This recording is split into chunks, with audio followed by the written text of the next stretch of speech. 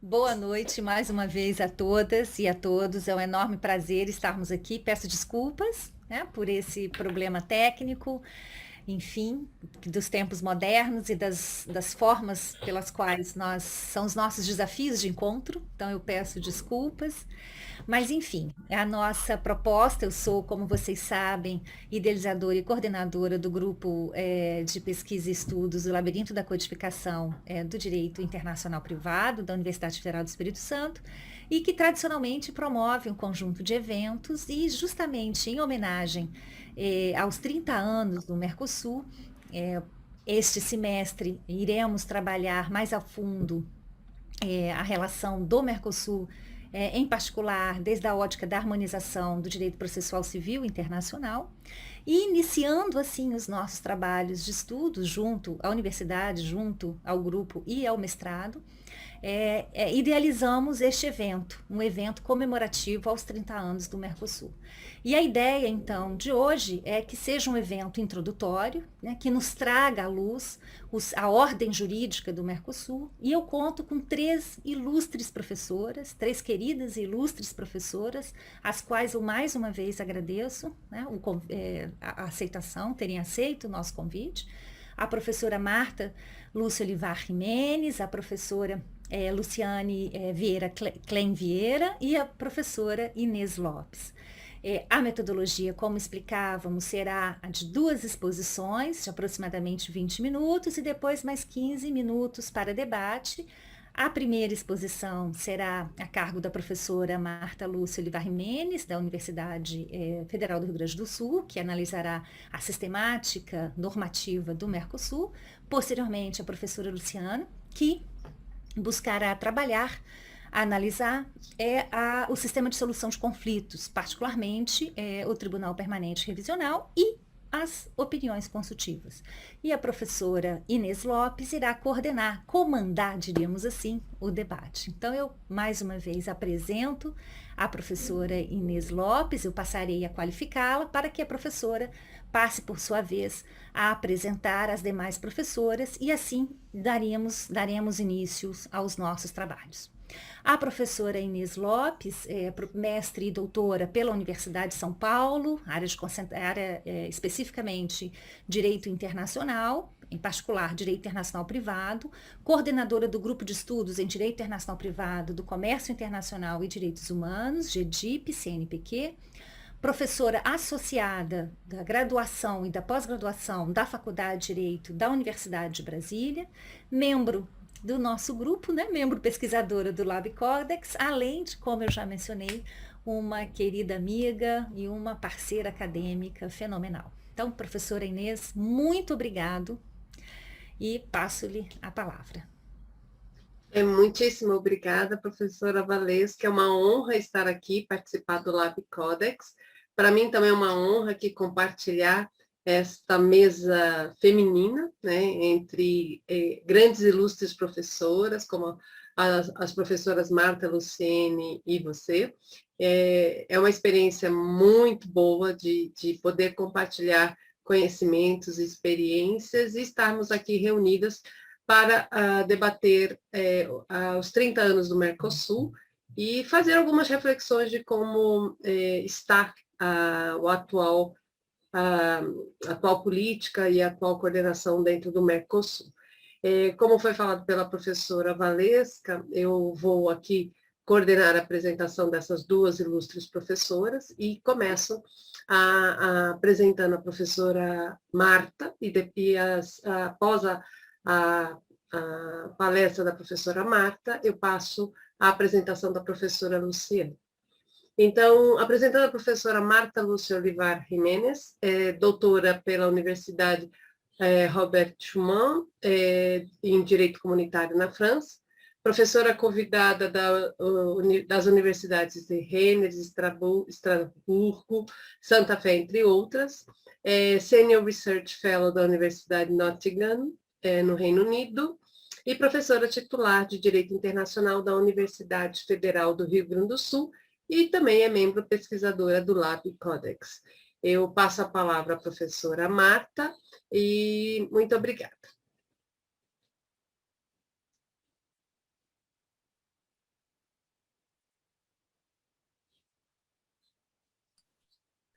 É uma honra estar aqui. Desculpem, tinha desligado o microfone. É uma honra, então, estar festejando os 30 anos de um processo de integração que é particularmente importante, ou pelo menos tem aparecido particularmente importante para a manutenção da democracia na região, sem dúvida nenhuma. Eu acho que nisso também continuará sendo. Para a circulação também de pessoas tem sido importante en estos países y en los países asociados. Então, o Mercosul é um sistema que, se bem muito criticado, ele existe, ele se mantém, é necessário conhecê-lo para contribuir precisamente à sua evolução. Eu quero agradecer enormemente a Valesca a oportunidade de estar aqui discutindo estas questões com vocês e manifestar de novo o meu prazer de ter a companhia da professora Luciane Klein Vieira e da professora Inês Lopes também nesta noite. Eu pediria então para a professora Inês passar as slides. Vou me concentrar no sistema normativo do Mercosul, rapidamente a ordem jurídica e particularmente as características mais importantes. Podemos passar para a segunda.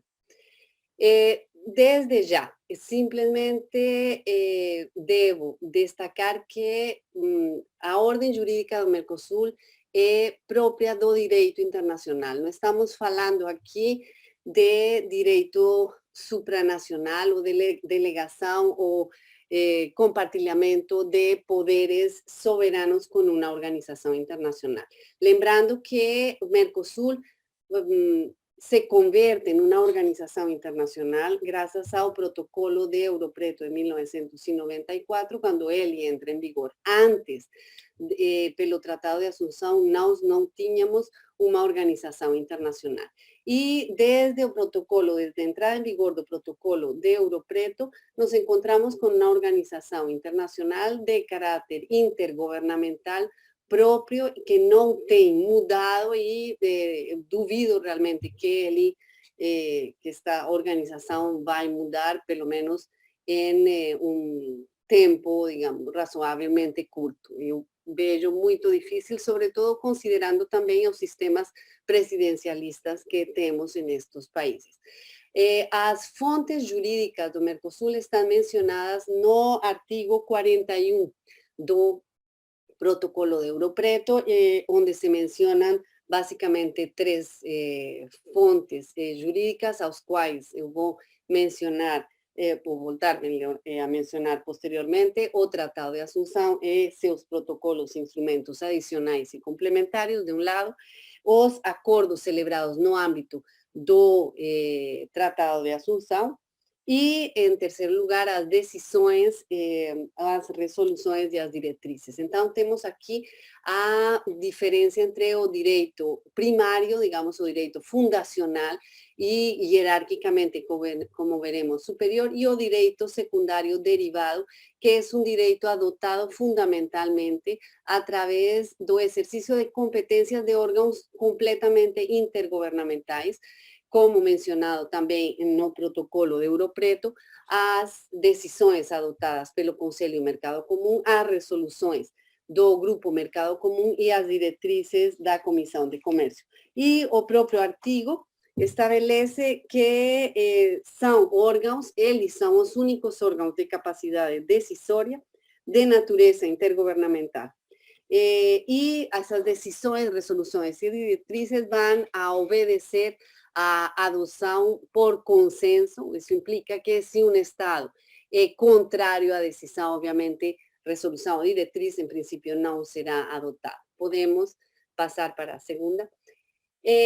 Sendo, então, direito internacional, tem suas características também particulares. É uma ordem jurídica internacional, produzida, então, por uma organização intergovernamental, que não tem nada a ver com a União Europeia, obviamente.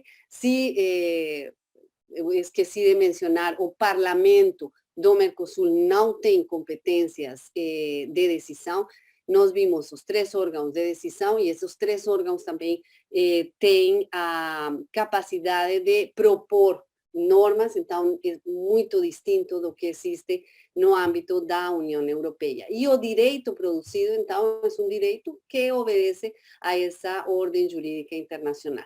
O importante es que o protocolo de Ouro Preto deixa claro que todas esas normas, esas normativas, y particularmente a normativa adotada en exercicio de las competencias concedidas aos órgãos de decisão a partir dos tratados, são obrigatórias para os Estados-partes. E o interessante é que se estabelecem certas regras gerais e específicas dentro do próprio protocolo que não vão a mudar até hoje. O artigo 38, eu vou mencionar aqui rapidamente, estabelece uma obrigação para os Estados-partes de eles se comprometem a adotar todas as medidas necessárias para assegurar em seus respectivos territórios o cumprimento das normas emanadas dos órgãos do Mercosul previstos, então, no artigo 2 do protocolo.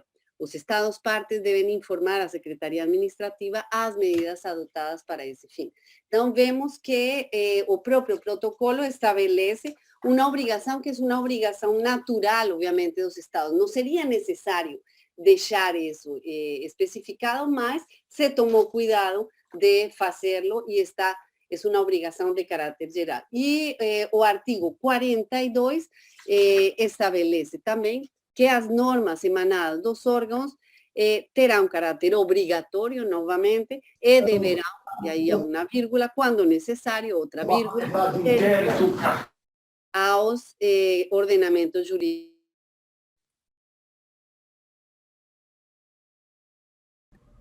Marta, o seu microfone.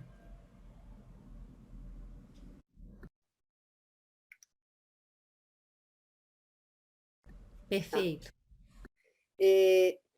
O artigo 38 e o artigo 42 estabelecem essa regra geral e as regras específicas estão estabelecidas em esses outros artigos, artigo 9, 15 e artigo 20. Basicamente, o protocolo está estabelecendo a obrigatoriedade das decisões, das resoluções e das diretrizes também de maneira específica em cada capítulo, em cada dispositivo em que se determina quem são os órgãos de decisão. De outra parte, também, o próprio artigo estabelece a necessidade de publicação das normas por parte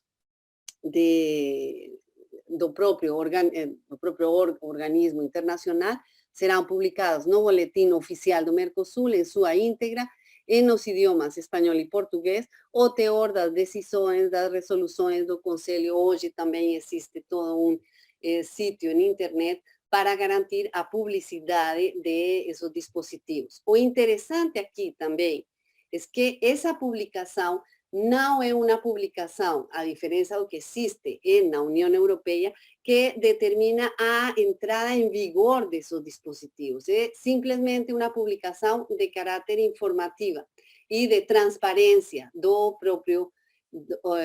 órgãos de decisão.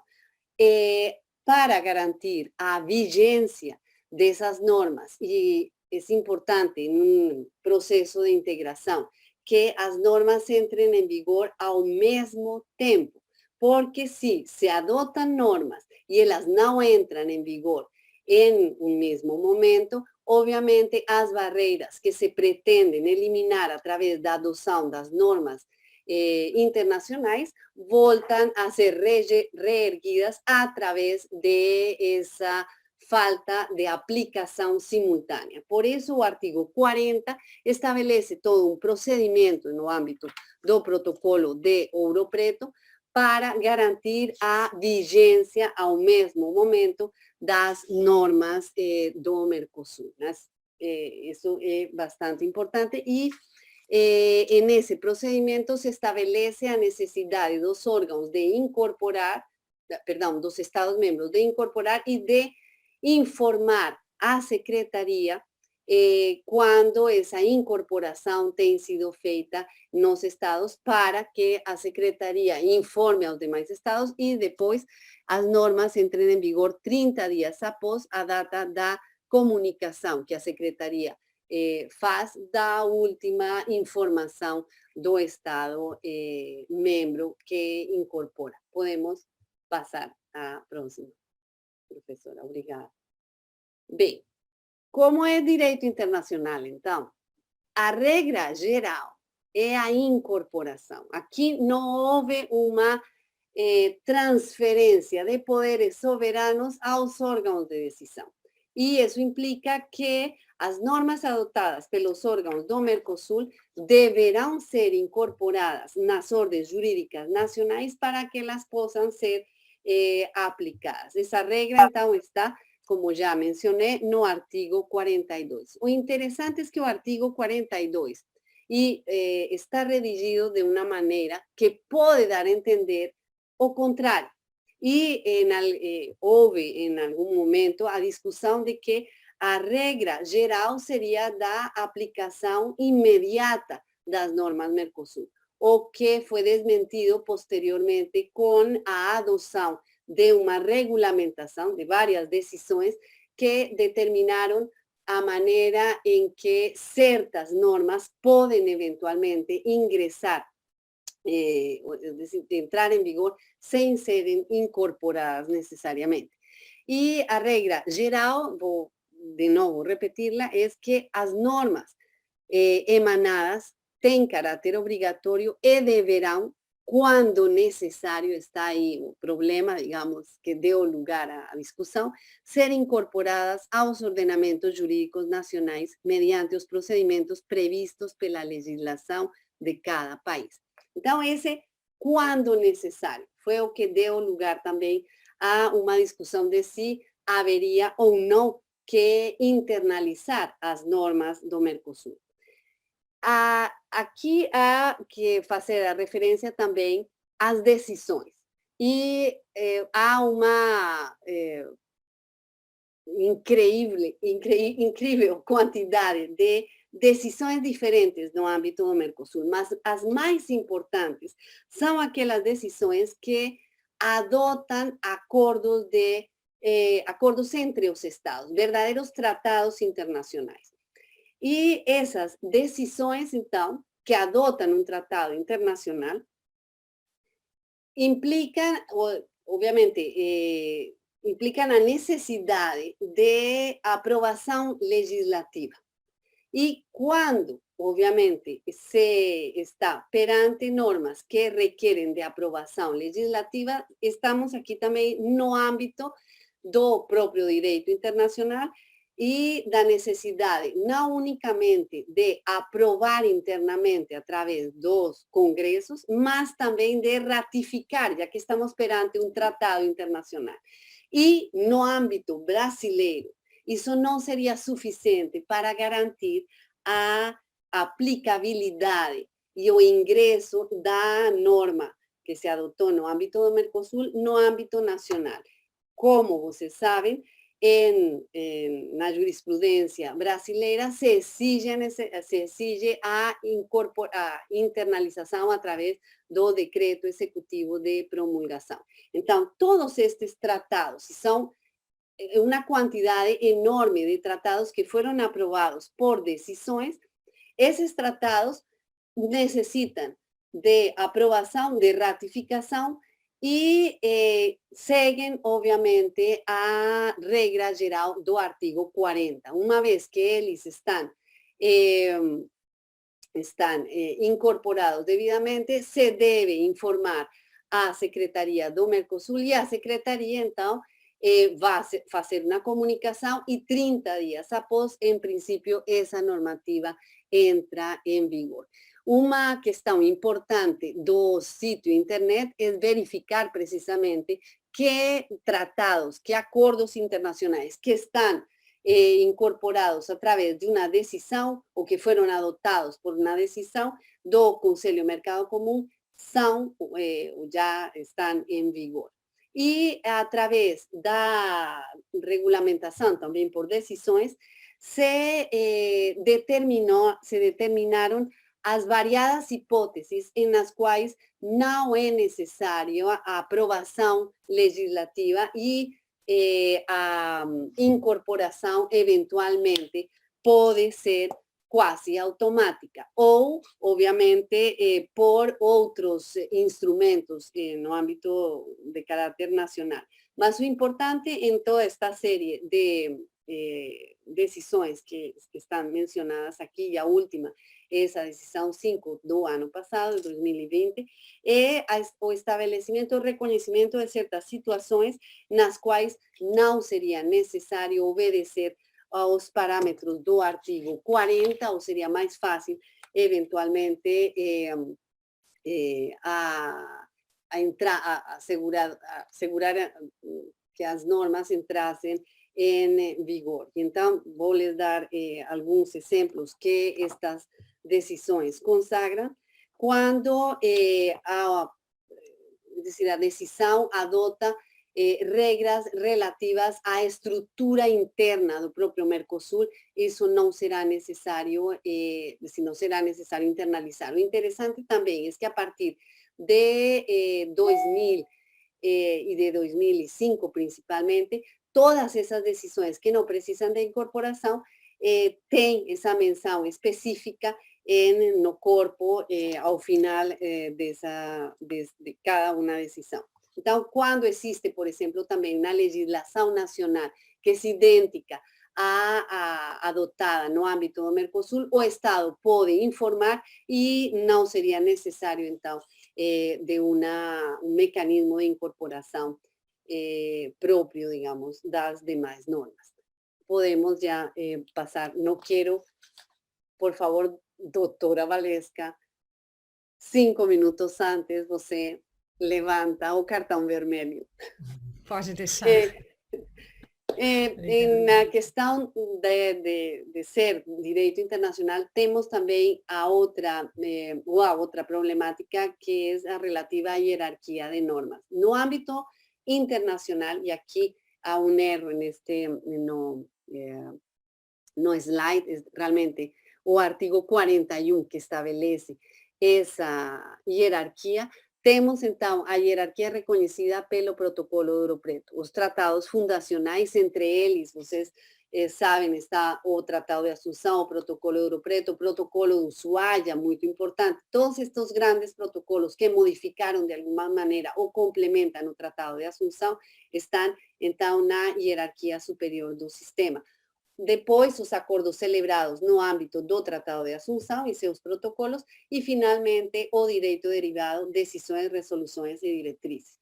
Isso quer dizer que deve garantizar-se a hierarquia superior das normas fundacionais sobre as normas secundárias. Não se pode adotar uma decisão que viole, eventualmente, uma norma superior. E aqui, certas situações foram bastante comprometedoras, digamos, dessa ordem hierárquica no âmbito da vida do Mercosul. Se há algo que é muito interessante quando se estuda o Mercosul, é ver que sempre há o que falar dele, porque seja por decisões de caráter político ou não, há sempre uma movimentação bastante interessante no âmbito jurídico. No âmbito interno, a questão da hierarquia das normas apresenta, obviamente, uma diferença de tratamento de acordo com a Constituição e o sistema jurídico de cada um dos estados.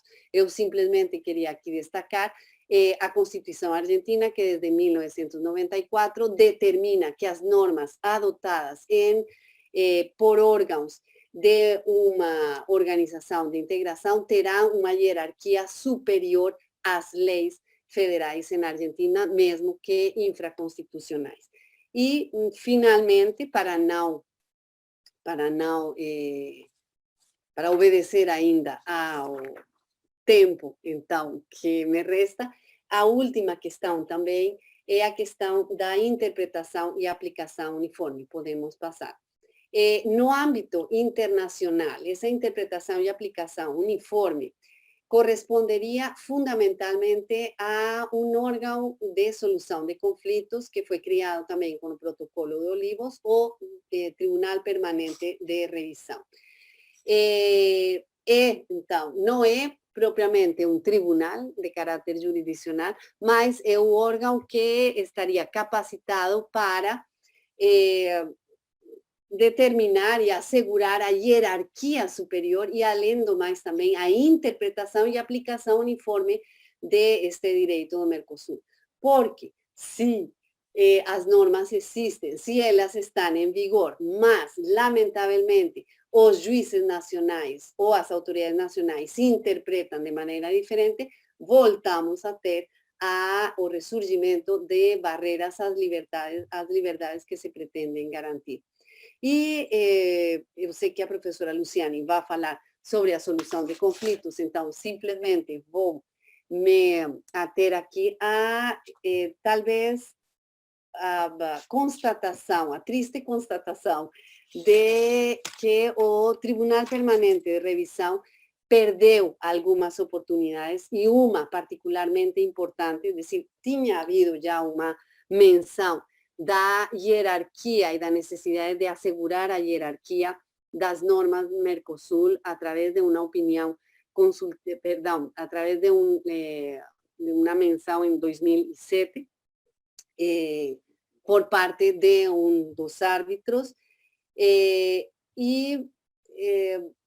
decir, a manifestação de que sendo um sistema de integração seria necessário assegurar a hierarquia, e não só a hierarquia com relação às normas nacionais, mas também o Tribunal Permanente de Revisão e, eventualmente, no âmbito do sistema de solução de conflitos também, deveria se garantir o controle da legalidade das normas do direito secundário, eventualmente anular elas se contrariassem as normas que estão no topo daquela pirâmide mencionada.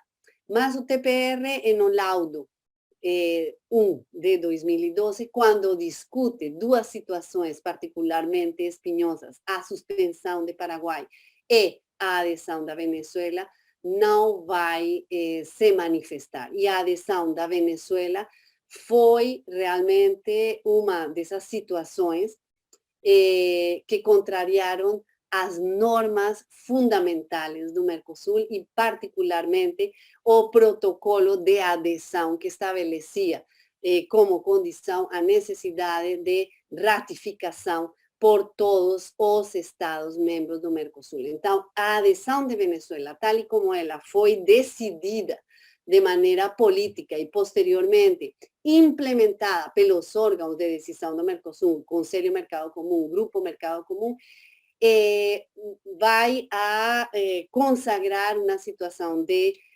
violação, lamentavelmente.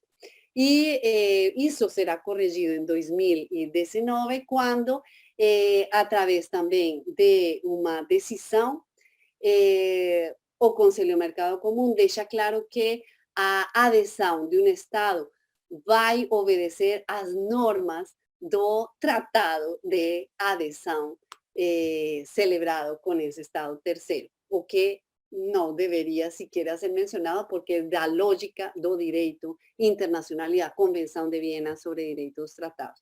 E, finalmente, no âmbito interno, os juízes nacionais têm a possibilidade de solicitar, como veremos, as opiniões consultivas, e aqui também, em algumas situações, e eu particularmente me refiro a uma opinião consultiva dada em 2009, o Tribunal Permanente de Revisão perde também a oportunidade de exercer, digamos, uma competência de interpretação e de garantir a interpretação das normas de maneira uniforme. Essas eram, então, as questões que eu queria simplesmente levantar e compartilhar com vocês, mas, uma vez mais, este é um processo de integração que está em evolução, que apresenta falhas, mas é o que nós temos e que tem sido, sim, fundamental no passado. Esperemos que continue assim, para a manutenção do sistema democrático na região. Muito obrigada. Muito obrigada, professora Marta, pela sua brilhante exposição, concisa e tão profunda. Perfeito. Professora Inês, passo-lhe a palavra para apresentar a professora Luciane. Eu quero agradecer a presença dos demais professores que estão participando, particularmente o professor Augusto, que acaba de entrar aqui. Então, mando um beijo e agradeço muito. Muitíssimo obrigada, professora Valesca. Eu agora, muito obrigada também, professora Marta. Eu gostaria agora de passar a palavra à professora Luciane Klein Vieira e gostaria aqui de, resumidamente, falar de sua história acadêmica, que com certeza é muito maior do que essas 5 linhas que aqui descreverei.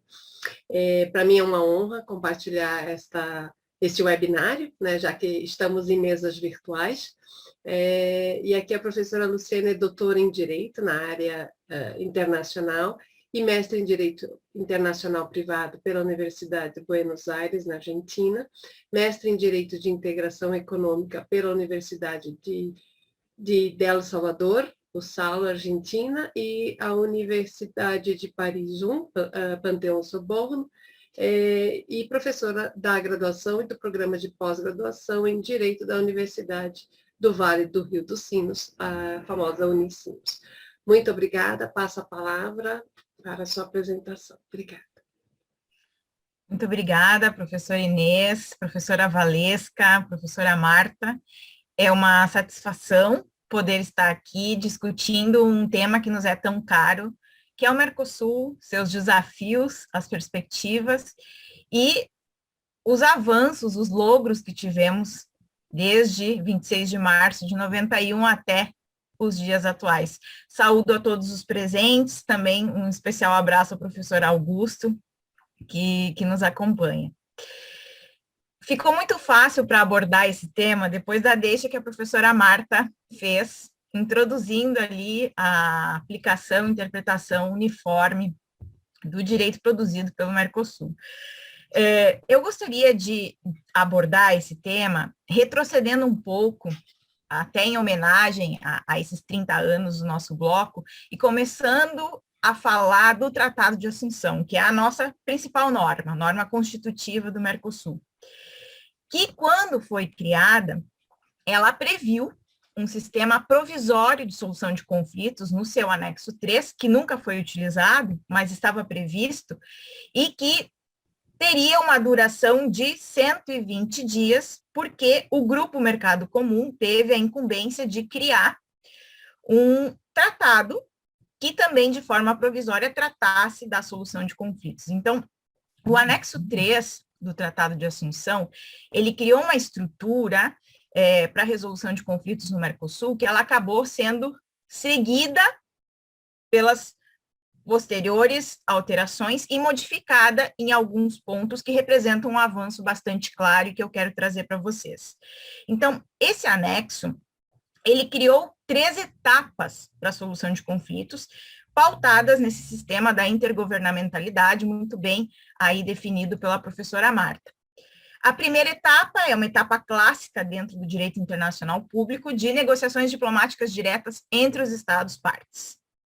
Não obtido o consenso, a conciliação nessa etapa, se abriria uma segunda possibilidade de discussão do caso perante um painel de especialistas. Então, aqui a gente vê uma característica muito próxima do que é o sistema de solução de conflitos da OMC, que era composto pelo Grupo Mercado Comum, que daria recomendações aos estados para fazer cessar o conflito. E se isso não fosse suficiente, então, teríamos a participação do órgão principal do Mercosul, digamos assim, de cúpula, porque é composto justamente pelos chefes de Estado, que é o Conselho Mercado Comum, que daria também recomendações dirigidas aos estados. Pois bem, o Protocolo de Brasília, de 1991, ele modificou um pouco essa estrutura primária, digamos assim, criada pelo Tratado de Assunção, mas manteve como primeira fase as negociações diplomáticas diretas entre estados e como segunda possibilidade de solução de conflitos, uma vez não alcançada a solução nessa primeira etapa, chamemos assim, a recomendação do Grupo Mercado Comum. Mas o que trouxe de novidade Brasília? A grande novidade foi a introdução da arbitragem internacional como mecanismo de solução de conflitos dentro do Mercosul. Então, qual foi o panorama?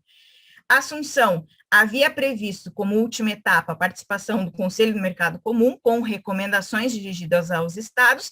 Brasília retira a participação do CMC e traz a arbitragem para dentro do mecanismo de solução de conflitos. E essa arbitragem se daria a partir da composição de tribunais arbitrais ad hoc, compostos por 3 árbitros, escolhidos a partir de uma metodologia própria e com a participação da Secretaria do Mercosul. Esses tribunais arbitrais ad hoc emitiriam laudos, que aqui no Brasil nós chamamos de sentenças arbitrais, são laudos arbitrais, que eram, melhor dito, inapeláveis, porque só existia essa única instância, e eram de obrigatório cumprimento.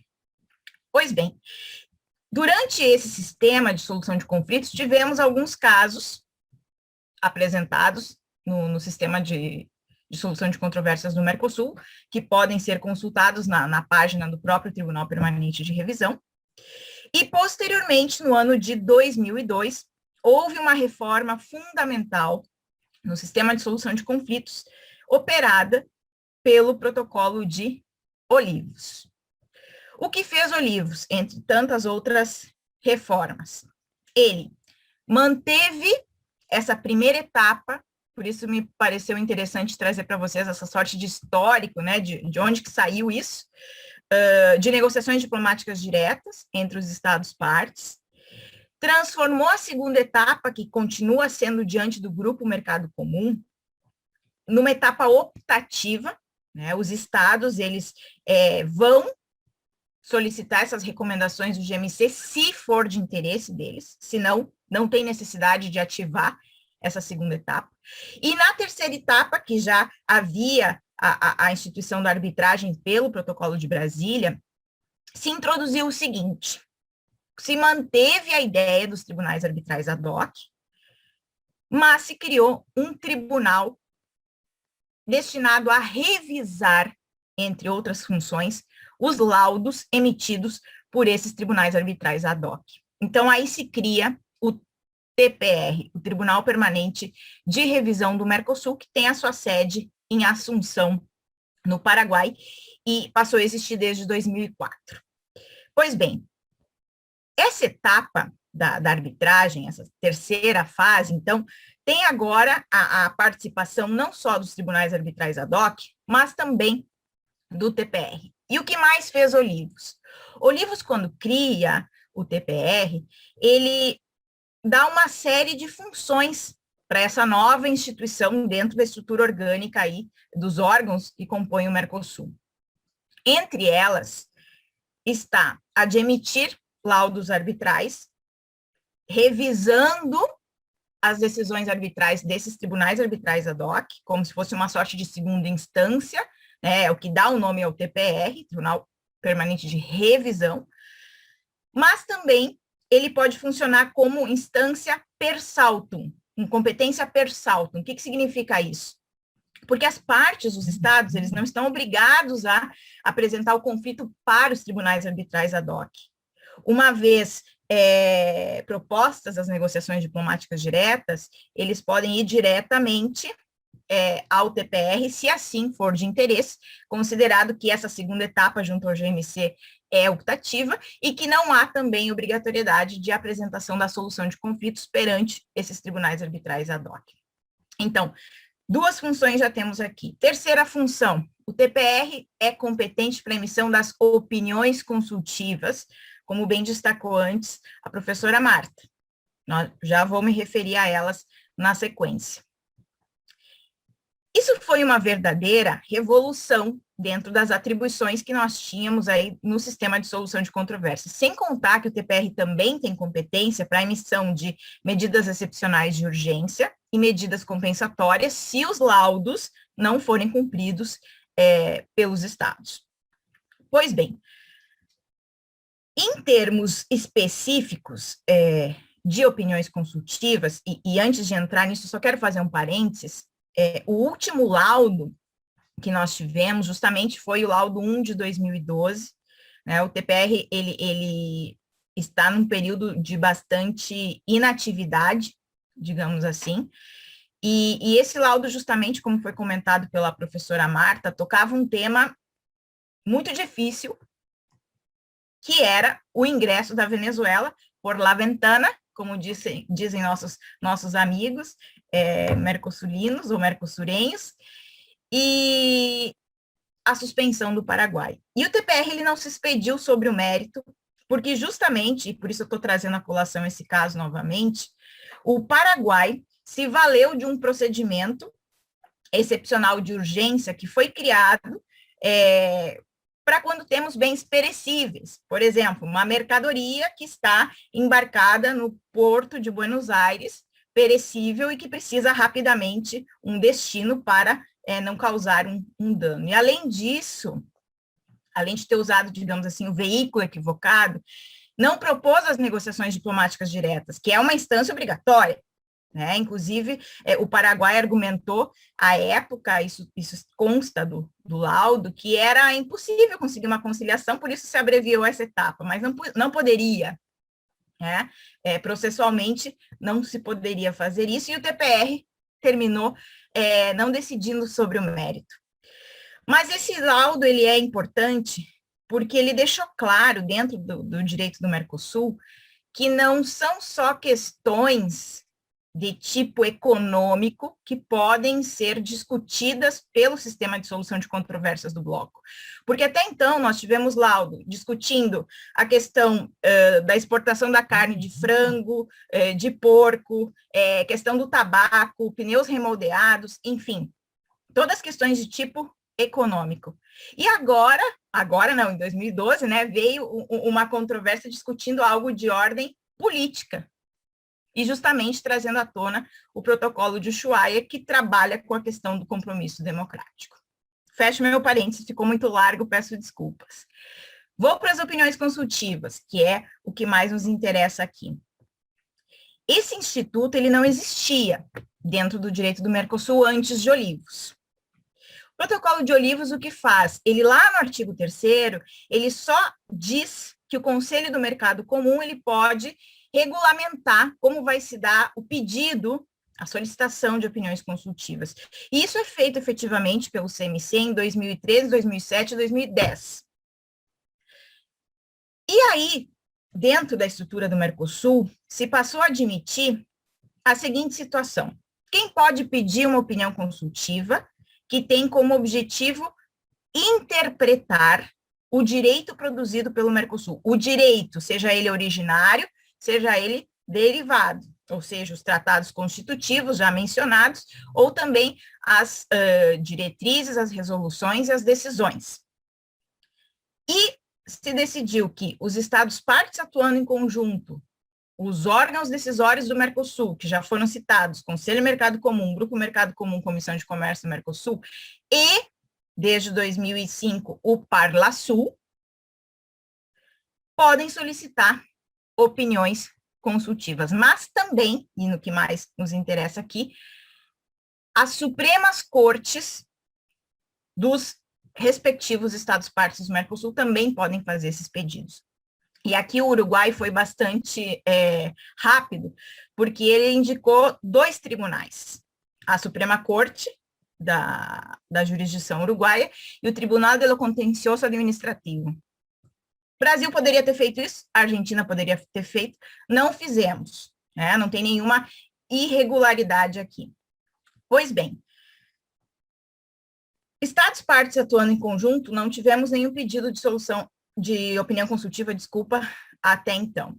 Tivemos, em 2018, um pedido de opinião consultiva do Parlasul, que foi motivado por um grande problema gerado na Argentina, porque a Argentina e o Paraguai são os estados que escolhem diretamente, ou escolhiam diretamente, os seus deputados, né, os seus representantes para o Parlasul. A Argentina fez isso em 2015, o Paraguai já havia feito isso antes.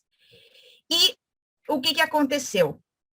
Os parlamentares do Mercosul, da Argentina, eles não recebiam salário, não tinham salário, não tinham nenhum tipo de adicional, eles só recebiam os translados, o reembolso, digamos assim, dos tickets aéreos, quando fossem até Montevidéu, na sede do Parlasul. Pois bem, o que fez o Parlasul? Decidiu pedir uma opinião consultiva perguntando ao TPR quem é que paga o salário dos deputados, né, eleitos diretamente. E em 2019, abril de 2019, pela resolução 3 emitida pelo TPR, o TPR não permitiu o segmento dessa opinião consultiva, estávamos todos aguardando a manifestação do TPR nesse sentido, dizendo que o TPR não poderia se manifestar sobre algo que sequer no órgão de origem se respeitou o procedimento para a elevação da consulta. Por quê? Porque dentro do Parlasul não se respeitou o quórum mínimo e nem se havia chegado à maioria exigida. Não se manifestou. Primeira vez que tivemos um pedido de opinião consultiva do Parlasul, não tivemos de nenhum órgão com capacidade decisória. Mas com relação à participação dos tribunais, tivemos pouquíssimos, mas tivemos mais casos, e que geraram 3 opiniões consultivas. Uma em 2007, uma em 2008 e uma em 2009. De lá até aqui, nós não temos mais opiniões consultivas, aí também está bastante estagnado o sistema.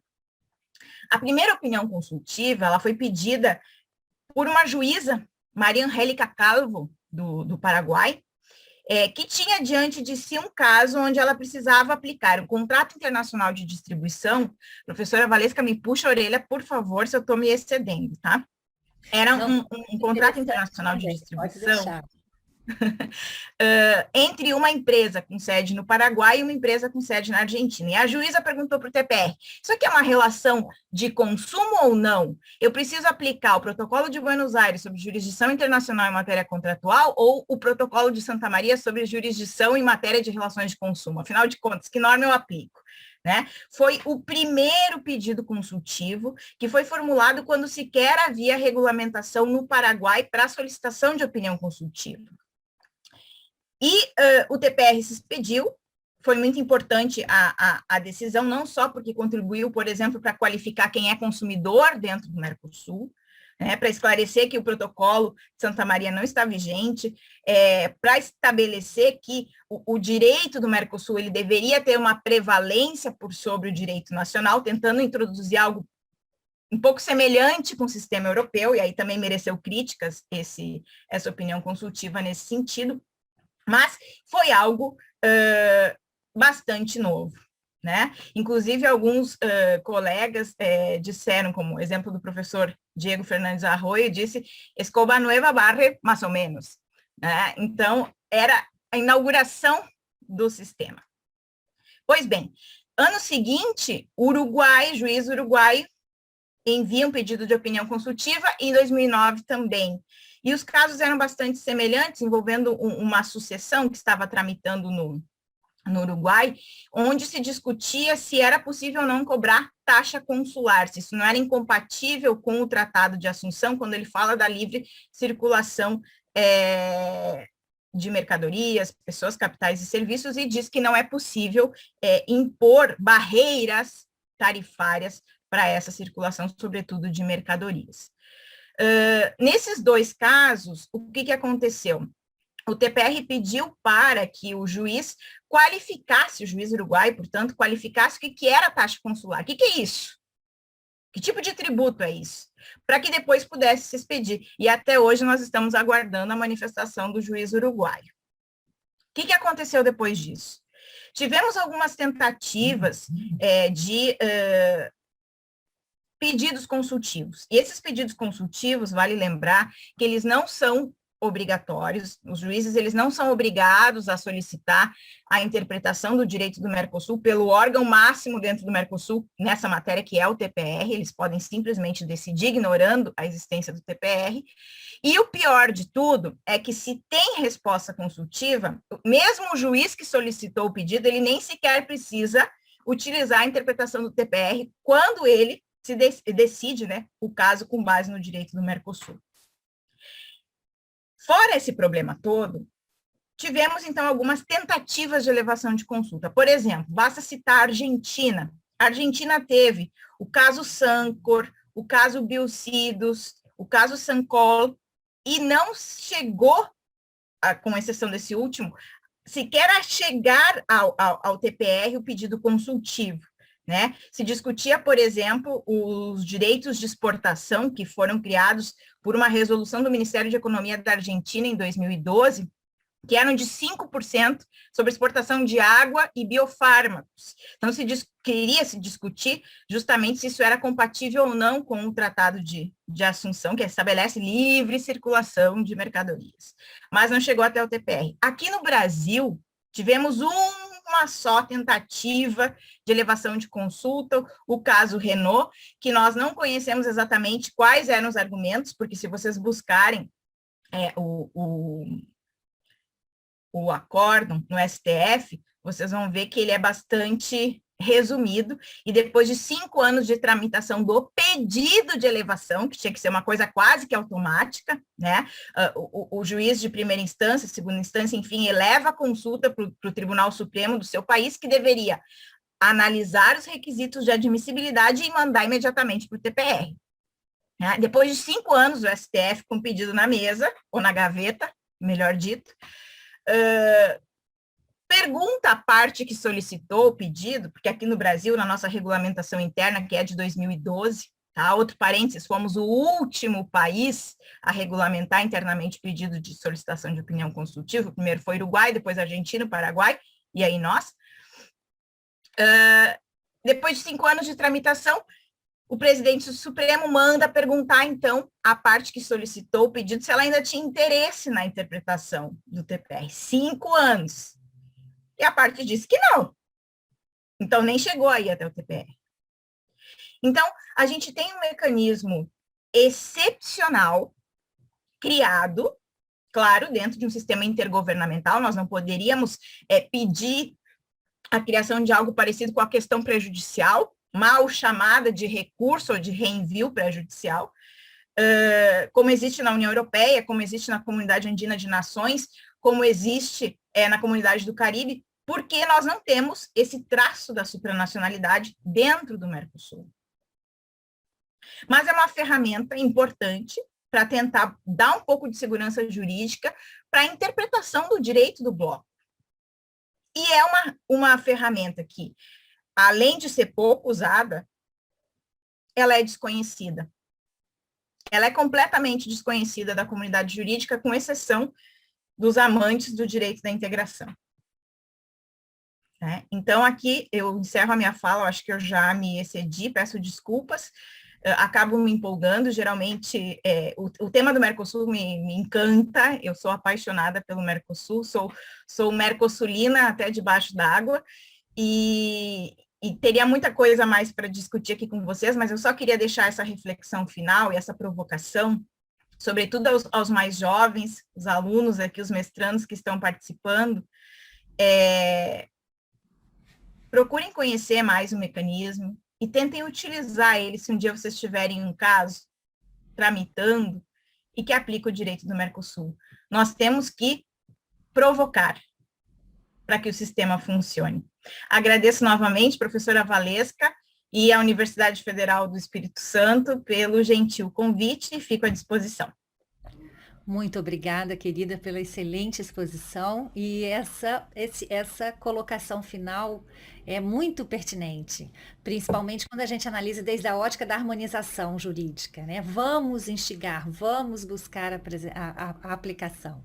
Passo a palavra, então, à professora Inês, para que aí coordene os debates. Agradeço muitíssimo mais uma vez as 3 professoras.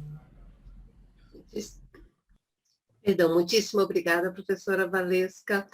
Parabenizo as professoras Marta e Luciene pela brilhante exposição e reflexão sobre o Mercosul.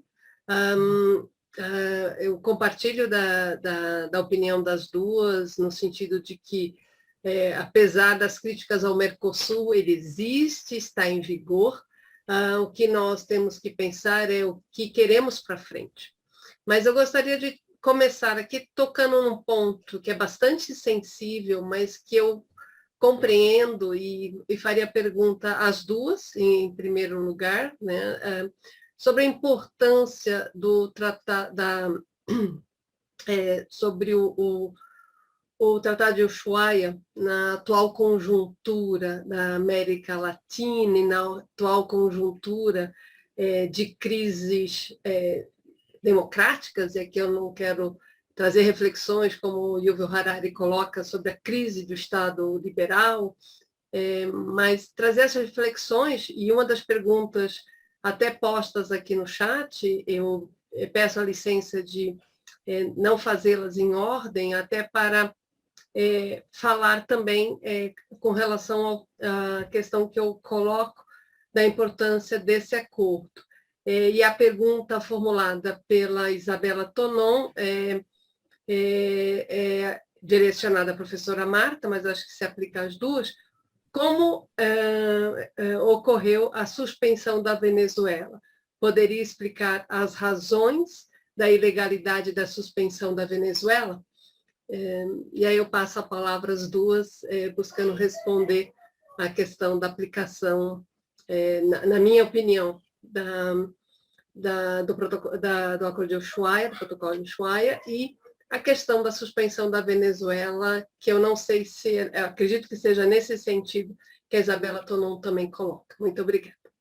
Bom, eu fiquei feliz de ver a Luciane, jovem e com esse entusiasmo, porque às vezes eu digo, há que incentivar, sobretudo os jovens, a que conheçam o sistema, porque é muito importante. E decir, eu agradeço também a questão, porque estou totalmente de acordo com a Luciane quando ela fala que realmente no momento em que Paraguai entra com o procedimento errado. Tudo bem. Mas minha crítica talvez nesse momento teria sido muito difícil e obviamente, como aconteceu posteriormente também com a Venezuela, intentar as negociações diplomáticas, os demais países, os países que tomam a decisão da suspensão, não quiseram saber. Então, Paraguai se vê na absoluta impotência e por isso utiliza esse mecanismo. É decir, é extremamente bem analisada, digamos, bem analisada e colocada, como disse Luciane, as razões que levam, obviamente, a negar o pronunciamento sobre o fundo. Mas eu acho que foi também, talvez, e aí esse é um problema que eu acho que poderia ser, talvez, estudado, e eu acho que está sendo estudado, como garantir a independência total dos árbitros. Absoluta independência. Porque são indivíduos que são nomeados pelos governos, que sentem uma pressão muito grande e que estão interessados, obviamente, em manter-se dentro do tribunal. Então, eu acho que houve também uma, como eu diria, talvez não se teve a força de, eventualmente, tentar, talvez por uma leitura um pouco mais ampla, analisar uma questão que era fundamental nesse momento. E, é decir, a questão e da suspensão da Venezuela, eu quero também, se tenho rapidamente, Venezuela vai passar, é muito interessante, assim, o que a mim me motiva muito também no Mercosul é que as coisas mudam. E isso é o que, o que me mantém com esperança posta no futuro. A Terra é redonda mesmo, então as coisas mudam. Não é plana, não, é redonda. E em 2012, Paraguai é suspenso. E Venezuela entra pela janela mesmo. É decir, entra com violação de absolutamente tudo, por uma decisão dos presidentes e que depois obrigam es decir, pressionam os órgãos de decisão, Conselho Mercado Comum, Grupo Mercado Comum, inclusive Comissão de Comércio, a adotar as medidas para colocar a Venezuela. Mas é uma decisão absolutamente política. É uma decisão dos estados, dos chefes de estados que dizem o tratado de adesão de 2005 entra em vigor. Entra em vigor. Assim não há. E isso foi mais ou menos, isso foi discutido por Paraguai. Paraguai disse, mas é impossível, isto viola tudo. Viola sim. O artigo 30, eu acho, do tratado de adesão dizia, e como todo tratado em qualquer parte do mundo, é decir, princípio básico do direito internacional, um tratado entra em vigor quando o tratado disser, e esse tratado dizia 30 ou 60 dias após a ratificação dos 5, e não tinha ratificado. Se suspende o Paraguai para colocar a Venezuela de uma maneira, eu me lembro que eu escutei na rádio, dizia, mas não pode, não, é impossível. Ele não pode fazer isso. Fizeram. E não se comentou em Brasil. Brasil passa sem comentar maiormente, mas vocês têm uma produção doutrinária aqui em Brasil nas ciências políticas. E em Uruguai, sobretudo, e em Paraguai, obviamente, na Argentina, a doutrina jurídica batendo forte. Isto foi uma violação, se viola não só o próprio tratado, se viola também a Convenção de Viena sobre Direitos dos Tratados, que vai ser utilizada depois, anos depois. Isso é maravilhoso. E se viola a estrutura fundacional, necessariamente, porque o tratado é superior a uma decisão, se vocês querem colocá-lo, é superior, um tratado de adesão é superior a uma decisão, ou a uma resolução, ou a uma diretiva. E, perfeito, entra a Venezuela e a situação fica assim até 2014, que volta Paraguai da suspensão, e em 2016, quando se começa a discutir a transferência da presidência para a Venezuela, Paraguai diz não. E Venezuela é tudo menos um Estado democrático. Agora, o interessante é que se tinha suspendido também o Paraguai sem aparente violação da sistemática constitucional daquele país. É decir, se pode discutir a suspensão. A adesão era ilegal totalmente. Mas, enfim, quando se está discutindo, o Paraguai se opõe e vem toda uma crise sobre a presidência do Mercosul. E se decide, então, que se adota uma decisão, os presidentes dizem que se Venezuela não cumpre a incorporação das normas até dezembro de 2016, ela será suspensa. Se lhe dá um ultimato. E em 2016, 2 de dezembro de 2016, os presidentes dos outros estados adotam uma decisão de cessação dos direitos. Nem sequer uma cessação dos direitos, não sei mais onde está, basada na Convenção de Viena sobre Direitos dos Tratados. Primeiro, é ilegal. De acordo com o sistema jurídico do Mercosul, é ilegal. A decisão de cessação não aparece, não está fundamentada em usuária, não é suspensão, é cessação de direitos. O que é e fundamentada na Convenção de Viena. A Convenção de Viena não faz parte, é decir, faz parte do direito internacional, sim, mas não faz parte dos tratados fundacionais.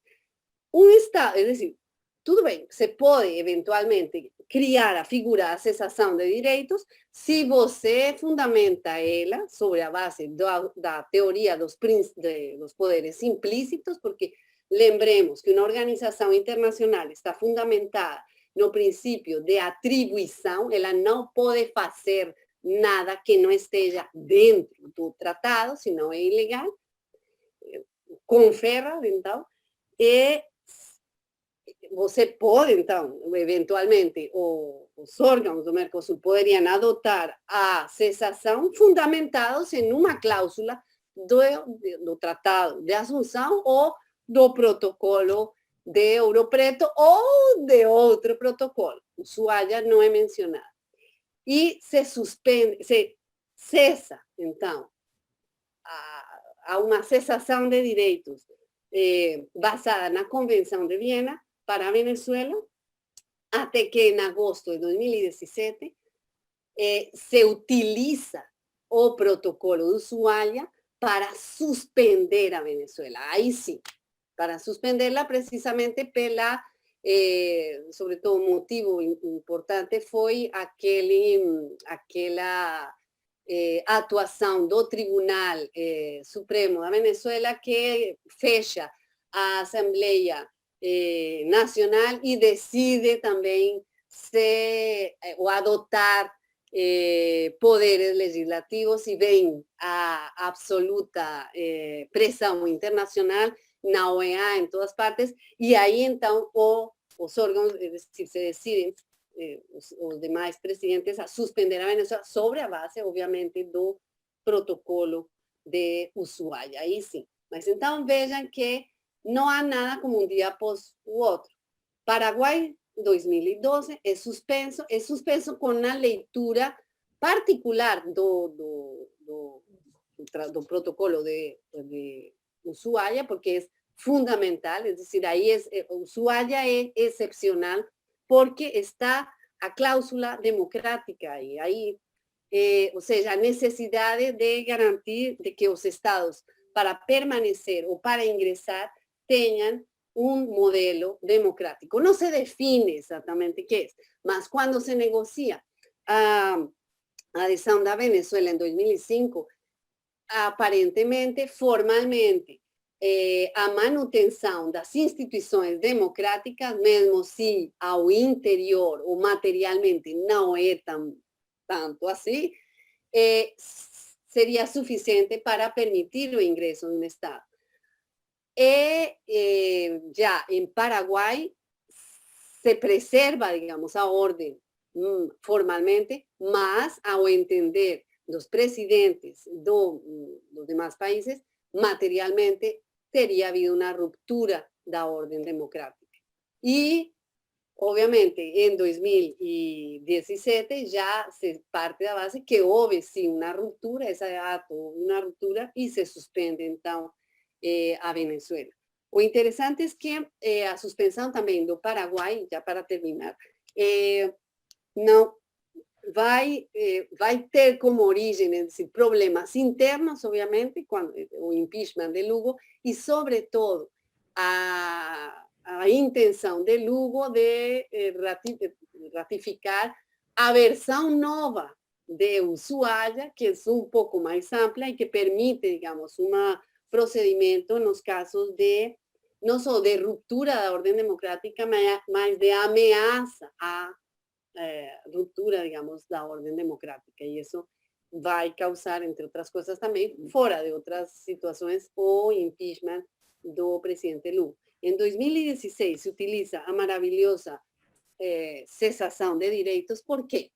Porque estamos no ano em que Brasil sofre também um procedimento de afastamento do presidente, e Brasil, mais que ninguém, não queria mencionar a cláusula democrática em certas situações.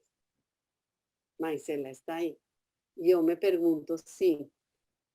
É decir, para mim, essa é a única garantia também de que certas situações, certas ameaças que estão permanentemente neste momento em um Estado como o Brasil, bom, talvez haja algum mecanismo para freá-las, não sei, vamos ver. Muitíssimo obrigada, professora Marta. Passo a palavra a Luciene para os comentários ou queira se pronunciar a respeito do protocolo de Ushuaia e dessa conjuntura de, como bem colocou a professora Marta, de respostas a alguns países, mas não de respostas a outros países que também sofreram violações ou não respeitaram a cláusula democrática, que é importantíssima. E como ela bem pontuou, não foi uma decisão jurídica, mas uma decisão política. Como é que você vê essa questão e da importância desse protocolo como essencial para uma região que ainda aprende a ser democrática? Né? Professora Inês, eu vou ser muitíssimo breve, porque a professora Marta foi muito profunda na análise, e eu até ia sugerir, pelo adiantado da hora, que já nos aproximamos das 10 da noite, quem sabe a gente escolhe outra pergunta, mas só para fechar esse tema, sem sombra de dúvida, o protocolo de Ushuaia, ele é essencial para a manutenção do compromisso democrático dentro do Mercosul, mas ele deveria ser aplicado com o princípio da igualdade formal dos Estados, né? E não é isso que acontece, e não é isso que vai acontecer, porque o Brasil tem um protagonismo muito grande dentro do Mercosul, é um gigante com pés de barro, como já lemos por aí, e não deixa de ser verdade. Inclusive, quando houve o impeachment da ex-presidente Dilma Rousseff, a Argentina cogitou de aplicar o Ushuaia, né? Só que no final das contas, contra o Brasil, né? Mas no final das contas se decidiu que não, como iam suspender o Brasil, né? Do bloco, né? Mas, enfim, para suspender o Paraguai não se teve dúvida, para suspender a Venezuela também não, né? Não estou aqui entrando em questões do tipo, existe violação democrática no caso do Paraguai, existe violação democrática no caso da Venezuela, que parece mais gritante, mais evidente, mas que ele fosse aplicado de igual forma, então, para todos os estados. É só esse comentário que eu queria fazer e encerrar dizendo que justamente essa suspensão da Venezuela, ela está repercutindo no bloco em outras questões, porque falando de solução de controvérsias, que era o tema que me tocava, nós tivemos no ano de 2007, celebrado no Rio de Janeiro, o que se chama Protocolo de Olivos II, deveria ser Protocolo do Rio de Janeiro, mas se chama Protocolo de Olivos II, e que ele já foi ratificado pelos 4 membros originários do Mercosul, a última ratificação se deu em 2018 pelo Paraguai, mas a Venezuela precisa ratificá-lo e não o faz, por isso que ele não entrou em vigência. E esse protocolo ele é importante porque ele reforma, por razões óbvias, Olívios I, vamos chamar assim, né, o protocolo de Olívios de 2002, e ele permite que, na medida em que ingressem novos estados-partes dentro do Mercosul, como foi o caso da Venezuela, como é o caso da Bolívia, que está às portas do ingresso, que esses estados contem com um árbitro no TPR, porque até hoje a Venezuela não tem árbitro, né? Então, a situação ela é delicada, e houve também uma ruptura diplomática muito grande entre Venezuela e Paraguai, e que acabou paralisando o Mercosul, porque nas reuniões para tomada de decisão, nos órgãos decisórios, quando participava o Paraguai, não ia a Venezuela ou vice-versa, logo depois que se levantou a suspensão do Paraguai. Isso levou a uma estagnação que agora a gente está pagando o preço. Muitíssimo obrigada. Acredito que você tenha respondido aqui a pergunta da Letícia com relação a pergunta de alguns estudantes aqui com relação a essa paralisação do órgão de solução de controvérsias do Mercosul também. Eu tenho uma pergunta que eu gostaria, foi feita logo no início, da questão do órgão de solução de controvérsias, né? E aí o André Andrade formula a pergunta direcionada à professora Luciene, se a senhora poderia responder como solucionar eventual ocorrência de jurisdição entre a OMC e o TPR, e aqui eu lembraria o caso dos frangos, em que o Brasil perdeu a ação para a Argentina, e aí falou, agora eu vou apelar, entre aspas, né, para a OMC.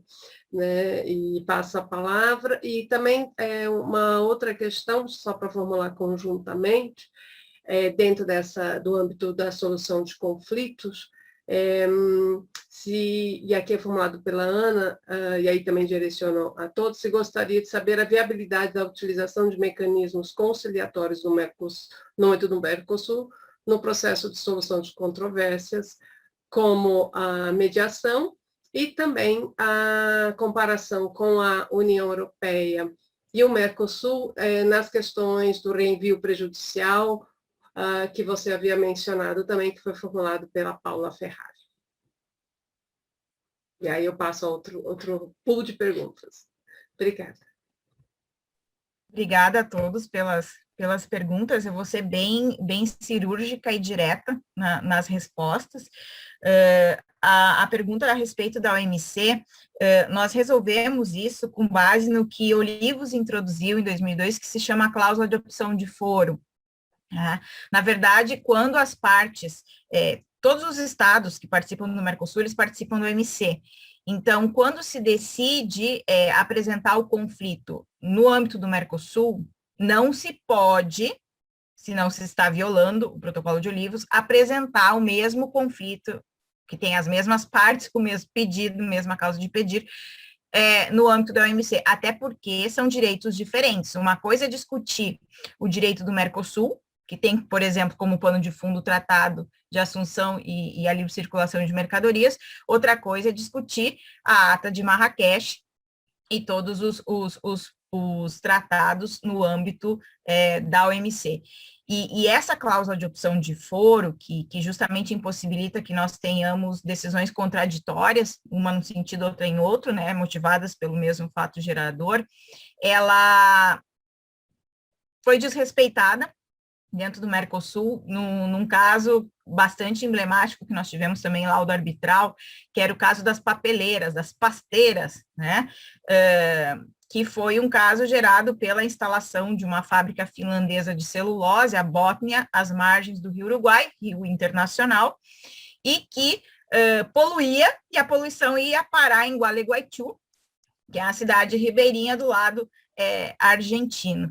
E, em virtude dos protestos da população ribeirinha de Gualeguaychú, se cortaram, digamos, os acessos às pontes internacionais, etc. Esse caso, ele teve um desdobramento no Mercosul e ele teve um desdobramento diante da Corte Internacional de Justiça, né? Então, a gente vê aqui uma violação à cláusula de opção de foro. Pois bem, indo para outra pergunta, a respeito da utilização de conciliação e, sobretudo, mediação dentro da solução de conflitos do Mercosul. Aqui a gente precisa fazer um divisor de águas. Nós estivemos nos referindo hoje à noite ao sistema de solução de controvérsias, que ele é pensado para os estados. É um sistema criado dentro da intergovernamentalidade, é um sistema que, claro que tem muito que avançar, obviamente, mas ele está pautado nos postulados clássicos do direito internacional público. Por isso a ideia das chancelarias sentarem e conversarem, né, para tentar, isso são as negociações diplomáticas diretas, tentar pôr fim à controvérsia, o que seria uma sorte de conciliação, né, mas é algo típico do direito internacional público. Agora, mediação, também arbitragem e conciliação são meios de solução de conflitos, meios alternativos de solução de conflitos, que existem sim no âmbito do Mercosul, mas para a solução de conflitos lá do direito internacional privado. Inclusive, nós temos tratados regulando isso, como o Acordo sobre Arbitragem Comercial Internacional. Mas é quando participam particulares de uma relação que tem projeção internacional. E com relação à comparação entre o sistema da questão prejudicial da União Europeia e do Mercosul, nós poderíamos ficar até amanhã falando sobre isso, mas eu não vou violar os direitos humanos de ninguém aqui, a janta e outras condições. Basicamente, a questão prejudicial, que existe desde a criação do processo de integração europeu, desde a década de 50, quando foi criado o Tribunal de Justiça da então Comunidade Econômica Europeia, que é um tribunal supranacional.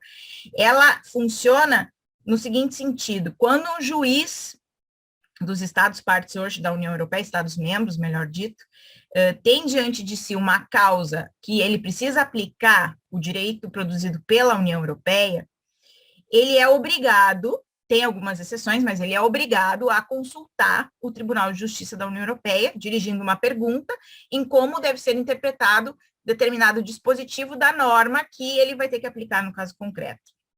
A causa fica suspensa, se aguarda a decisão do Tribunal de Justiça, e essa decisão ela é traduzida para todos os idiomas oficiais da União Europeia e vincula todos os juízes de todos os Estados partes deste bloco.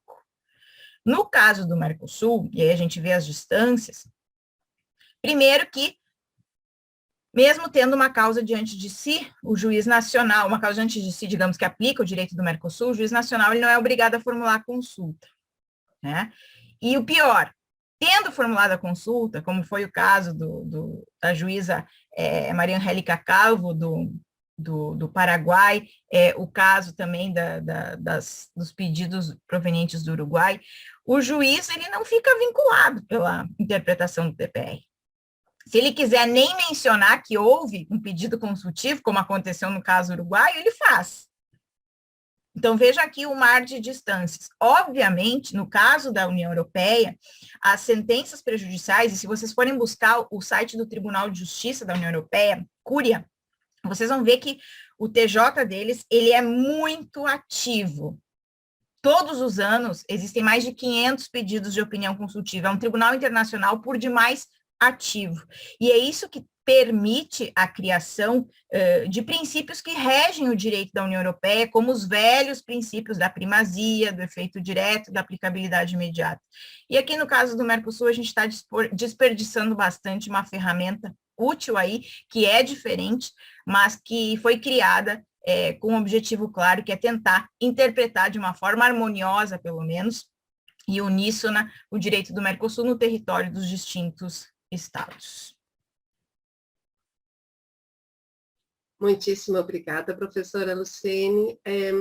Eu vou encerrar aqui com as duas últimas perguntas, uma que direciona as duas professoras, tanto a Luciene quanto a Marta, na questão que é formulada pelo professor Neviton, em que ele pergunta sobre a cooperação jurídica internacional em região de fronteiras, que já saiu daqui, mas até para formular integralmente, deixa eu só localizar rapidamente aqui, em que ele pergunta quais são as perspectivas em relação à cooperação processual no Mercosul, com a facilitação de circulação de decisões e outros atos jurisdicionais, especialmente em zona de fronteiras.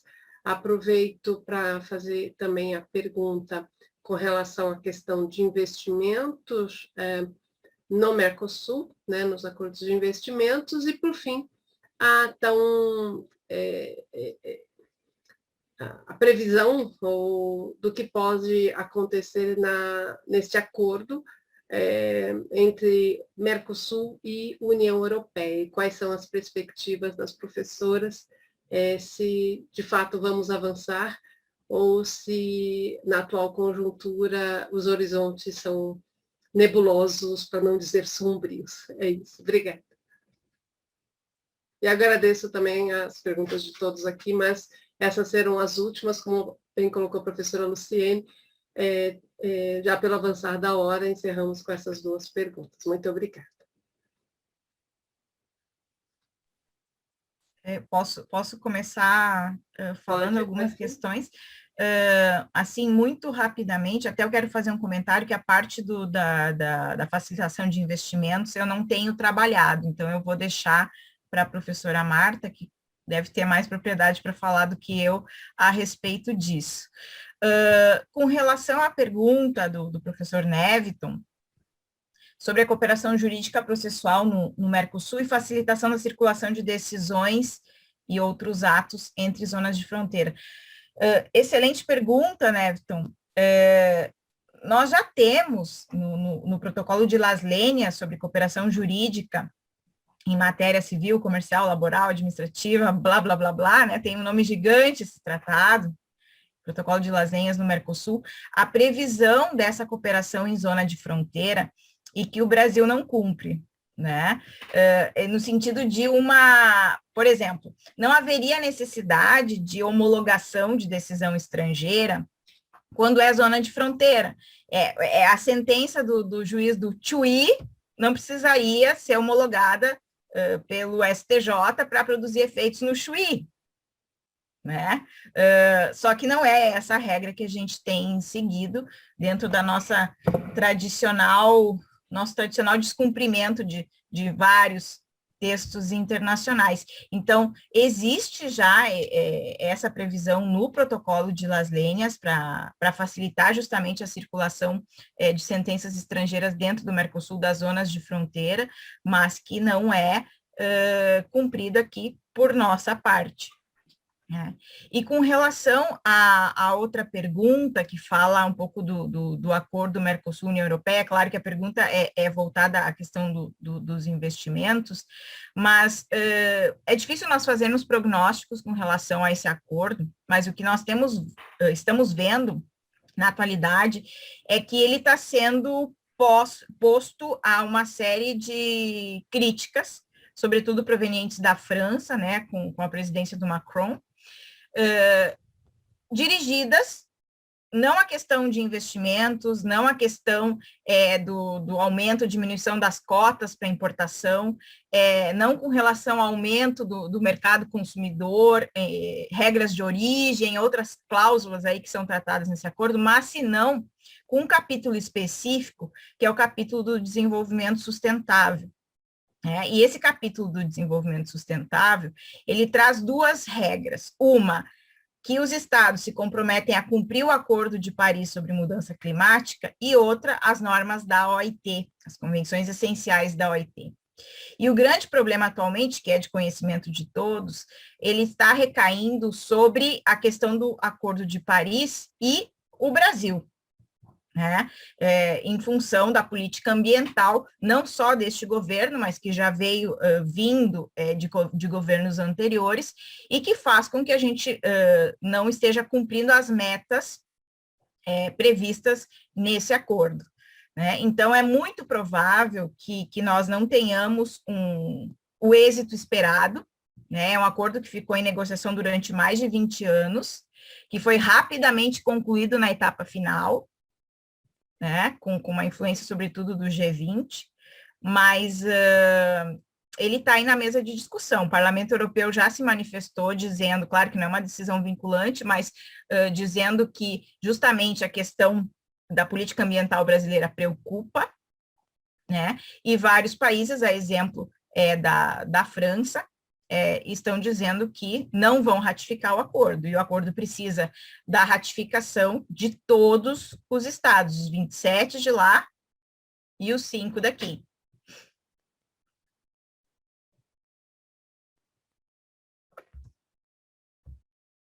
Muito obrigada, professora Luciene, professora Marta.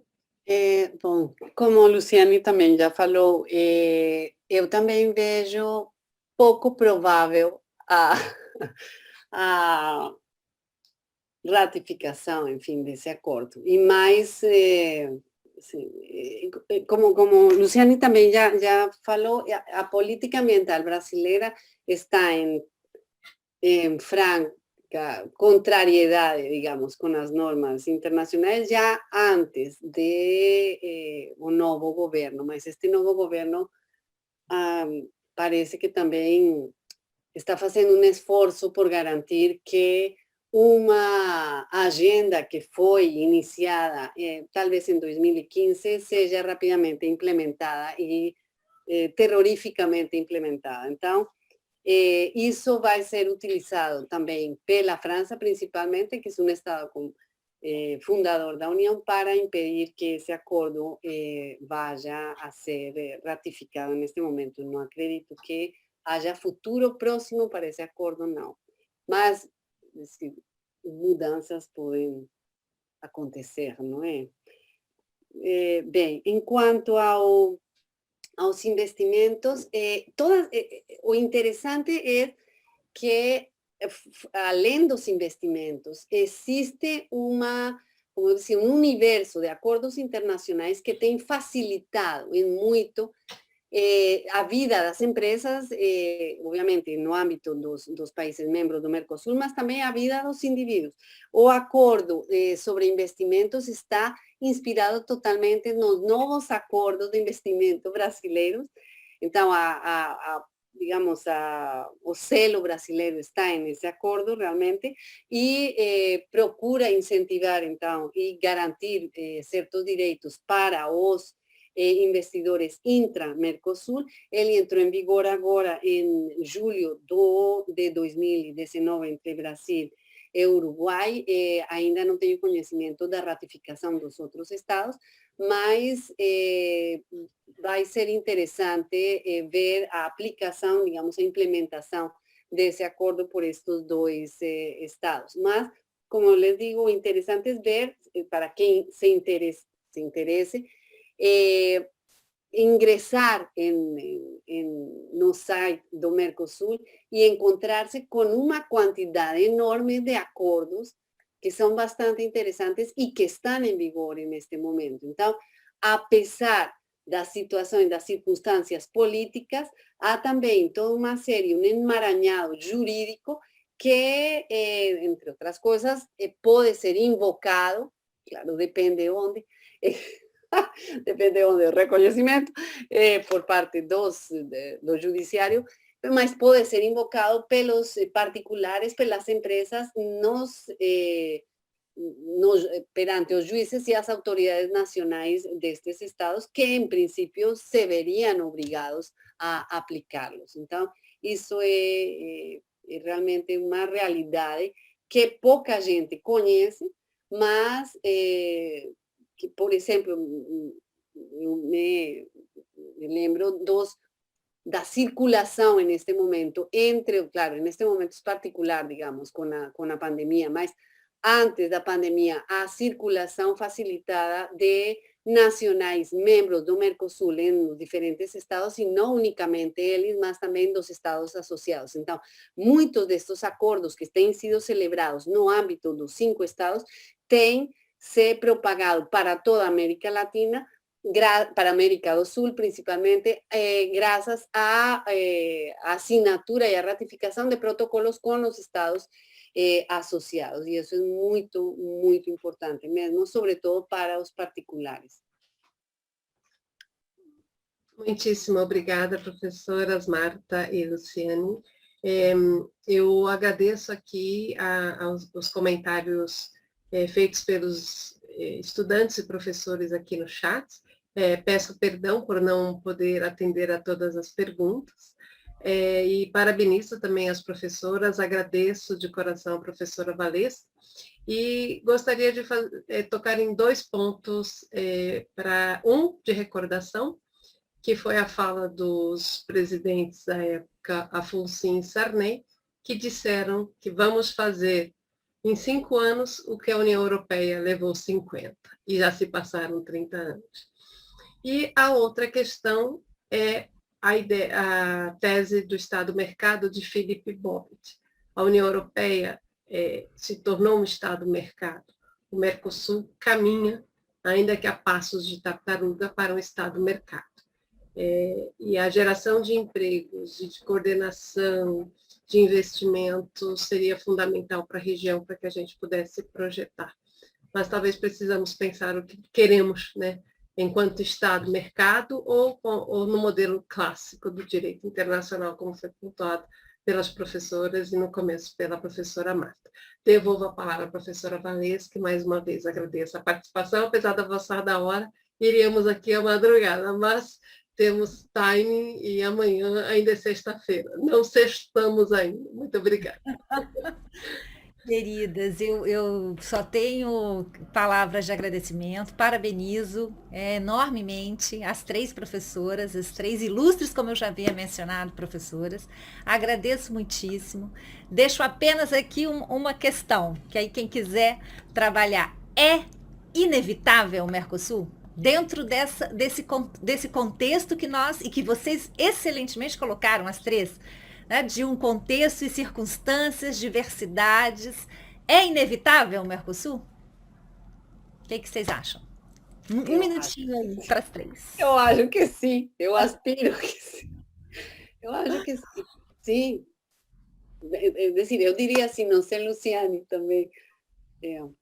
Sim, né? Concordo plenamente. Ele é inevitável e muitas vezes os meus alunos em integração, quando a gente começa a discutir o Mercosul, esse estranho desconhecido para muitos, perguntam, tá, professora, mas né, e isso e aquilo. Gente, para responder isso, a gente poderia olhar para os números do comércio internacional. O Brasil, apesar de ter todo esse discurso de que nós somos quase que autossustentáveis, que é um pouco falacioso, né? Nós necessitamos por demais da Argentina. É só olhar os números do nosso comércio internacional. A Argentina é nosso terceiro principal parceiro comercial, terceiro. Né? Precisamos por demais também do Uruguai e do Paraguai. Esse discurso que volta e meia veio à tona, como veio no começo desse governo, né, dizendo que o Mercosul não estaria na agenda principal, é um discurso falacioso. Nós precisamos, para nos mantermos aqui, e não dá para virar as costas para o comércio internacional. Isso que eu não estou nem falando em circulação de pessoas, os acordos de residência, os direitos que nós temos agora, se deu a conhecer o Estatuto da Cidadania, que resgata muitos deles. Não estou nem falando no Mercosul social, não estou nem falando no Mercosul ambiental, não estou nem falando nas outras variáveis, estou falando só na variável econômica. Não tem como viver sem o Mercosul. O Mercosul veio para ficar. Ele dá passos para frente, vai muitas vezes para trás, mas ele é um bloco que tem seus 30 anos, que são 30 anos de muito sucesso em várias áreas, de muitos fracassos também, e de muitos desafios aí que nós temos para seguir adiante. Muito Só obrigada. para complementar, a União Europeia sempre vai para frente e vai para trás. Vai para frente e vai para trás. É um processo. Agora, o que eu acho que falta talvez absorver politicamente a necessidade de manter e de aprofundar este nosso processo de integração, conhecê-lo e defender, digamos, a solidariedade em nossos povos, porque é a única coisa também que pode nos permitir continuar existindo como região e como, decir, garantir também nossa supervivência mundial, digamos. Concordo com ambas as professoras e para mostrar também que, como disse a professora Marta agora, o mundo vai e volta como um pêndulo e, ao mesmo tempo, ele gira em si mesmo. E o Mercosul vai permanecer por muito tempo, assim como nos fracassos da ALAU, da ALAD, nós tivemos um pool com a região do Caribe, a comunidade andina, aqui o Mercosul. A tese do Kinikomai de 4 grandes blocos mundiais não se consumou, né? Talvez se consume, mas estamos mais distantes dessa ideia de uma ALCA, de uma União Europeia, uma Ásia e uma Ásia, Oceania e África. Por enquanto a gente ainda se mantém fragmentado, ao mesmo tempo tentando uma unificação. O capital quer unificar, mas os conflitos de interesse são grandes, porque acomodar os interesses de todos requer muito mais que uma mera legislação. E, ao mesmo tempo, só complemento que, na questão jurídica, o fluxo de decisões estrangeiras do pedido de homologação pode ser maior dos países ricos, porque é para onde migraram os brasileiros para resolver seus conflitos familiares, mas quando vamos para as cartas rogatórias em que A carta rogatória é um instrumento que permite o reconhecimento, a homologação de sentença estrangeira e também as cartas rogatórias executórias, a gente percebe que a Argentina está aí entre o principal parceiro utilizando esse instrumento. Então, eu acho que não vamos retroceder. Acho que a questão é como podemos avançar, né? Mas é isso, muito obrigada. Excelente, muito obrigada. Eu também gosto de entender o Mercosul como um ato de resistência. Um ato de resistência. Então, eu queria agradecer mais uma vez às professoras. Eu me sinto muito honrada de tê-las aqui no nosso programa. Agradeço a todos aqueles que participaram, nossos alunos, professores. Professor Augusto nos deu essa canja. Vamos trazê-lo ao programa também. Vamos. Augusto, muito obrigada. Ó, você está aqui. Obrigada. E eu termino homenageando a nossa latinidade, desde um olhar sulino. Pensei como, e vou plagiar aqui, não sei se plagiar, mas enfim, um pouco, uma frase. Eu fiquei pensando se trazia Borges de novo por conta do labirinto, Cortázar por conta das famas, mas falei, não, vamos, com o olhar de resistência, que eu acho que é o olhar que a gente precisa ter hoje, dentro do nosso contexto. Então, com esse olhar de resistência, eu trago uma frase para terminar do professor Eduardo Galeano, que eu acho que ele também representa essa nossa latinidade de um olhar sulino, quando ele fala que sim, para que serve a utopia? Então, a utopia serve para isso, para que não nos deixe parar, ou seja, para que nos deixe caminhar. Então, é isso que eu desejo muitíssimo a todos, ao Mercosul, e agradeço muito a todos aqui e a todas. Boa noite, obrigada, até a próxima. Obrigada a todos. Muito obrigada. Obrigada mais uma vez e boa noite. Boa noite.